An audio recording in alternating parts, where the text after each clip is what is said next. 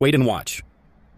If you take a look at a moray eel's skeleton, you'll find something very unusual. A strange set of bones with a bunch of tiny teeth at the end, which doesn't make sense at all.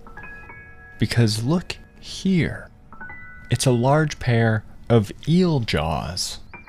So then, what are these?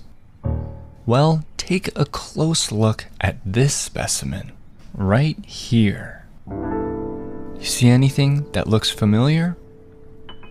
It's that strange bone from earlier. It's set in the back of the eel's throat. Here's how it's used.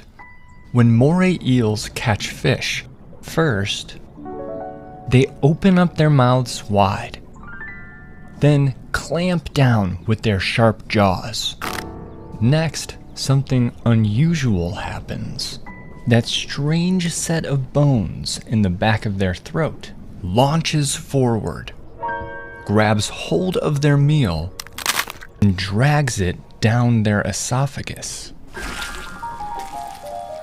Because moray eels don't have one set of jaws.